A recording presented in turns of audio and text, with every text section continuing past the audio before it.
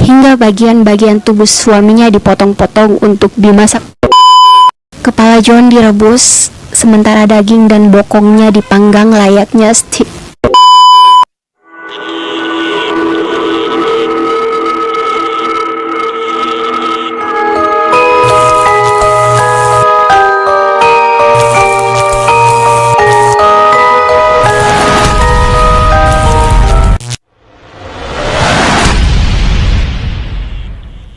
Hai guys, Aga Kareba. Apa kabarnya semua?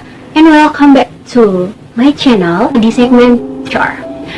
Nah, apa yang ada di benak kalian jika aku menyebutkan dua kata penting ini? Ibu dan istri. Tentunya sosok keduanya ini benar-benar berperan sangat penting, dan tidak hanya suami saja, tapi juga tentunya peran orang tua dan juga tentunya istri. Selain itu, sosok ibu atau seorang istri merupakan landasan pilar bagi sebuah keluarga atau rumah tangga, di mana tidak hanya mengayomi, tapi juga pilar kasih sayang yang tentunya melindungi dalam rumah tangga. Tapi apa jadinya jika yang biasa kita sebut malaikat itu, malaikat dunia kita, berubah menjadi sesuatu yang membuat kita trauma, takut, ataupun ngeri, hingga kita merasa tidak aman dan nyaman tinggal dalam rumah tersebut, bahkan merasa sangat terancam. Nah, di Dor kali ini kita akan membahas kisah-kisah nyata di dunia ini yang merupakan istri-istri terkejam dan juga pembunuh bagi keluarganya sendiri. So, sebelum kita mulai videonya, fokuskan mata dan juga telinga, karena video ini akan segera dimulai. Tawny Batista. Tawny seorang wanita yang menikah pada pria bernama Richard Batista pada tahun 1990. Tepat di tahun 2001, Tawny mengalami gagal ginjal dan harus mendapatkan donor ginjal secepatnya. Berbagai upaya pun dilakukan Richard, namun 2 kali transplantasi ginjal yang dilakukan sang istri gagal dan tidak berjalan sesuai rencana. Karena tak tega melihat Tawny menderita dari penyakitnya, dengan rasa sayang yang begitu tulus, Richard lalu memutuskan untuk mendonorkan ginjalnya pada istrinya. Kalau baca gini benar-benar berat ya. Oke, lanjut. Ketulusan Richard untuk istri tercinta akhirnya tidak sia-sia. Rupanya ginjal pria itu cocok dengan sang istri dan operasi pun berjalan dengan lancar. Setelah Tawny selamat dan sembuh dari penyakitnya, sayangnya tidak dengan pernikahan mereka yang hanya berlangsung 4 tahun karena pengkhianatan sang istri. Oh gosh, ada ya istri kayak gini, benar-benar gak tahu malu. Oke, lanjut. Sebelum pengkhianatan itu diketahui Richard, Tawny sempat kembali ke sekolah untuk mendapatkan gelar masternya berkat kesempatan hidup yang didapat dari suaminya. Dan dari sanalah awal mula terjadi. Tawny yang tidak tahu diri itu malah berselingkuh hingga membuat Richard patah hati dan kecewa. Akhirnya, pria malang itu memutuskan untuk menggugat cerai Tawny di pengadilan. Tidak hanya itu, Richard juga menuntut atas pembayaran ginjalnya yang telah ia donorkan untuk Tawny dengan sebesar 18 miliar atau 1,5 juta US dollar. Menurut kalian guys gimana? Sekarang gak sih dengan bayarannya setimpal gak sih dengan bayaran yang harus dipertanggungjawabkan Tawny dan dengan pengorbanan besar dari Richard? Dan menurut kalian, kalau kalian di posisi itu, apa yang akan kalian lakukan? Komen di bawah ya. Oke, next. Stacey Castor, wanita asal Amerika Serikat yang menikah dengan pria bernama David Castor pada tahun 2003. Awalnya, kedua pasangan suami istri ini terlihat bahagia dan rukun seperti pengantin baru pada umumnya. Namun, setelah 2 tahun menikah, pada tahun 2005, David dikabarkan meninggal. Wanita berusia 41 tahun itu dengan tega menyembunyikan jasad sang suami selama 4 hari, yang kemudian merekayasa kematian suaminya sebagai bunuh diri. Sebelumnya, pada tahun 1988, Stacy telah menikah dengan pria bernama Michael Wallace. Namun 12 tahun kemudian, tepat di tahun 2000, Michael meninggal dunia dengan dugaan para tetangga karena terkena serangan jantung. Polisi pun menaruh curiga pada korban yang tewas karena dibunuh, mengingat keduanya tergolong suami yang sehat, dan karena hasil otopsi menunjukkan hasilnya overdosis. Bahkan dugaan kuat ada obat yang sengaja dicampur di makanan, dan polisi menemukan ethylene glycol di tubuh David yang sama penemuannya di mayat suami pertamanya, Michael. Jadi sekedar informasi aja bagi yang nggak tahu ethylene glycol ini apa. Ethylene glycol atau biasa disebut ethylene glycol adalah senyawa organik yang digunakan sebagai bahan mentah dalam pembuatan fiber polyester, industri pabrik, serta polipilena teretalat yang digunakan pada botol plastik. Jadi bentuknya itu semacam seperti cairan, seperti mineral gitu, air mineral. Oke, lanjut. Akhirnya kecurigaan mengarah pada Stacy dan membawa polisi untuk melakukan penyelidikan pada kematian Michael, suami pertamanya Stacy. Mirisnya, Stacy malah membuat alibi dan menunjuk kesalahan pada putrinya, Ashley. Dengan kejam, Stacy mengatur bukti agar kasusnya mengarah pada anak kandungnya itu. Ia dengan teganya menuduh putrinya membunuh kedua pria itu, meski faktanya Ashley masih berusia 11 tahun ketika Michael meninggal. Oh God. Fakta lain pun akhirnya terkuak. Pada tahun 2007, Ashley Wallace dirawat di rumah sakit akibat overdosis pil, resep, dan vodka karena perbuatan keji sang ibu yang hendak membunuhnya. Beruntung karena Ashley selamat, hingga pada tahun 2019, ia akhirnya membongkar kejahatan ibunya dan bersedia bersaksi untuk kasus tersebut.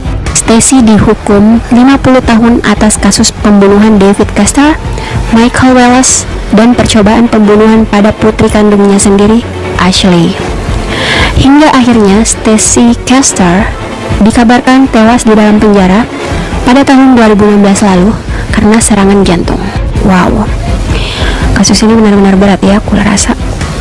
Tapi kok bisa ya ibu tega gitu, udah mengebunuh suaminya juga, dia mencoba pembunuhan juga pada putrinya sendiri. Oke, lanjut.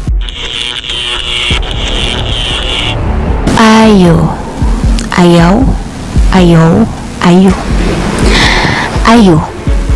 adalah wanita asal Vietnam yang tega membunuh suami dan ibu mertuanya. Tidak hanya itu, setelah membunuh, ia juga menjual anak kembarnya masing-masing seharga 130 juta rupiah. Karena mengetahui hal ini, ayah dari suami Ayu merasa terpukul mendapati anak dan istrinya terikat dalam keadaan tidak bernyawa. Namun, setelah kasus pembunuhan dan penjualan bayi yang dilakukan Ayu, polisi tak butuh waktu lama untuk meringkusnya. Mau tak mau, Lai Si Hui harus membesarkan cucu kembarnya seorang diri. Ayu sendiri merupakan seorang wanita yang dibeli oleh La Si Hui dari Tiongkok. Karena di Tiongkok, populasi wanita dan pria sudah tak berimbang. Jadi nggak heran penjualan marak terjadi di sana. Oke, next. Chisako Kakehi, seorang wanita Jepang yang lahir pada tahun 1947. Ia dijuluki wanita pembunuh berantai di negaranya sendiri karena tertangkap dengan kepolisian dengan pembunuhan atas 3 pria, termasuk suaminya sendiri, dan untuk percobaan pembunuhan keempatnya. Di tahun 2007 hingga 2013, ia melakukan aksi kejamnya itu pada 7 pria yang telah menikah dengannya, termasuk para kekasihnya. Pada tahun 2014, polisi menangkapnya dengan kasus pembunuhan yang sama pada suami ke-7 yang telah dia nikahi. Chisako diduga membunuh suaminya dengan menggunakan racun cyanida.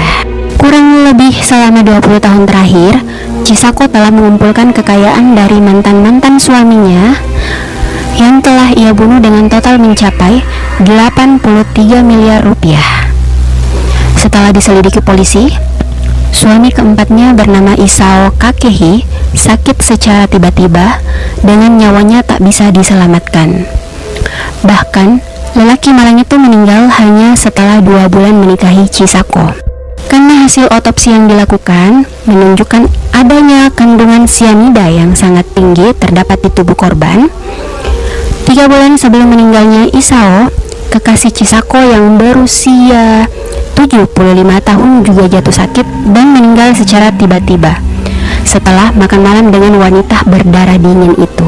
Karena semua pria yang dikencani dan dinikahi Chisako itu berakhir meninggal secara mendadak, akhirnya timbul banyak kecurigaan hingga polisi mengidentifikasi korban-korbannya dan mengumpulkan banyak bukti. Hingga di tahun 2017, selama persidangan Chisako, akhirnya ia mengakui dan menyatakan di hadapan para saksi bahwa dirinya tidak berniat menyembunyikan kesalahan dan ingin membunuh suami-suaminya karena kebencian mendalam. Meski di awalnya wanita tua itu mengaku tidak bersalah. Hingga akhirnya persidangan menjatuhi hukuman mati, termasuk atas 7 kematian lainnya. Chisako pun akhirnya dijuluki Black Widow atau laba-laba mematikan yang membunuh pasangannya setelah kawin. Menurut kalian gimana guys? Kalau kalian di posisi Chisako dan juga di posisinya suaminya, apa yang akan kalian lakukan? Atau komen di bawah deh untuk komentar kasus yang satu ini. Oke, lanjut. Kasus kali ini tuh benar-benar apa ya? Nggak sanggup bacanya, aduh. Nggak sanggup bawa ini. What's wrong? Kenapa ya sampai jadi istri kok begini amat? Apa gitu salahnya? Hanya dia dan Tuhan yang tahu ya. Oke. Exhale, inhale, inhale, exhale. Oke, kita mulai aja. Catherine Knight. Catherine Knight. Kasus mengerikan ini terjadi pada seorang wanita Australia yang telah tega menyerang, membunuh, bahkan menjadikan mayat suaminya menjadi makan malam untuk anak-anaknya. Catherine Knight. Sebelumnya, Catherine menikah dengan pria bernama John Charles Thomas dan hidup di Australia. Namun, hubungannya memanas dengan suaminya saat muncul ke publik bersamaan dengan kasus kekerasan dan penganiayaan yang diajukan pada Catherine. Sebelum membunuh suaminya, wanita itu sempat mengiris leher anjing peliharaannya yang tak berdosa dan bahkan masih berumur 8 minggu di hadapan suaminya itu. Hingga tepat di tahun 2000, Catherine menusuk John selama 37 kali dengan pisau daging, lalu menguliti jasad sang suami. Oh God. Belum sampai di situ, Catherine lalu menggantung kulit John di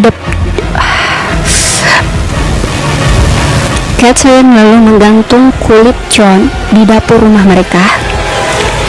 Tubuhnya kemudian dimutilasi. Oh gosh. Hingga bagian-bagian tubuh suaminya dipotong-potong untuk dimasak. I'm sorry. Exhale, inhale. Oke, lanjut guys.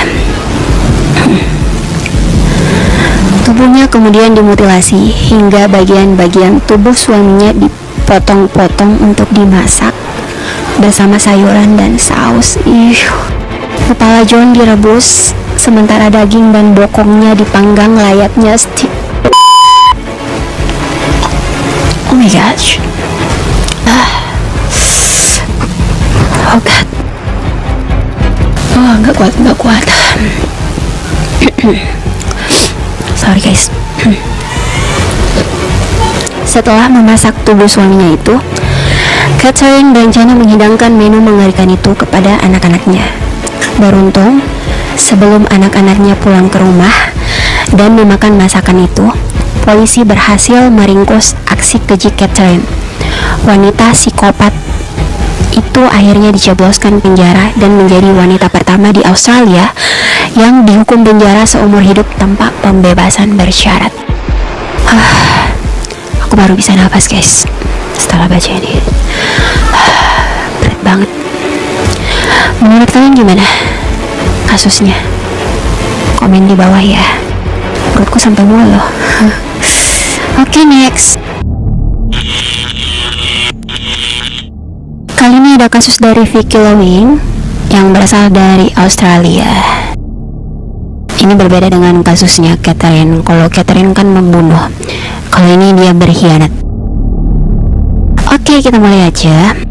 Vicky Lowing, wanita di Australia yang telah memelihara buaya sejak 13 tahun yang lalu. Ia mengadopsi hewan reptil dan buas itu, bahkan telah menganggapnya seperti anak sendiri. Karena terlalu cinta pada peliharaannya itu, hingga membuat Vicky lebih memprioritaskan buayanya daripada suaminya sendiri. Ketika sang suami meminta Vicky untuk lebih memperhatikan dirinya dan keluarga ketimbang buaya, Vicky merasa tersinggung hingga menggugat cerai suaminya dan lebih memilih hidup bersama seekor buaya. Ini kasusnya seperti ditikung buaya darat ya. Nah, itu dia tadi kisah-kisah nyata yang ada di dunia. Tahu informasi ini, semakin banyak belajar dan introspeksi diri untuk lebih menghargai hubungan lagi dan juga menghargai siapapun yang ada di sekitar kita. Karena kita nggak akan tahu apa yang akan terjadi nantinya. Dan tetap juga waspada guys, karena nggak semua casing juga sama dengan yang di dalam hatinya. Kita jadi lebih banyak tahu, jadi lebih belajar, dan semoga kalian juga bisa mengambil positifnya, buang negatifnya. Itu aja sih yang lebih penting. So, kalau kalian punya ide atau saran positif untuk aku, silahkan komen di bawah sini, atau juga boleh request melalui email aku yang aku udah cantumkan di description boxnya di bawah sini. Dan sebelum aku pamit, aku mau ingetin dulu guys, boleh dong untuk support channelku. Semoga di bulan ini, bahkan di akhir tahun ini, aku nyampe lah ya persyaratannya, subscriberku jadi minimal 1000 subscriber lah, amin. Dan juga jangan lupa subscribe bagi yang belum subscribe. Tinggalkan like kalian juga untuk support videoku, komen juga. Bagi yang kalian memiliki saran untuk aku atau ide-ide tentunya yang positif ya, ataupun ide yang apa nih yang bagus untuk kita bawakan nanti di minggu depan, kali aja aku bisa bacain, bisa bawain, kita bisa bahas bareng-bareng di sini. Dan juga jangan lupa untuk share ke sosial media kalian, biar yang lain juga bisa tahu dan juga ya bisa at least bisa mengambil positifnya di sini. Dan terlebih ya, itu paling penting sih, lebih menjaga hubungan lagi dan lebih berhati-hati lagi dalam perkataan dan juga tindakan.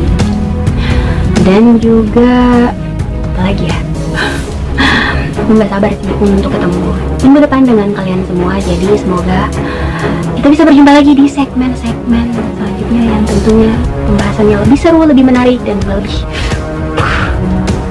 so, aku pamit dulu.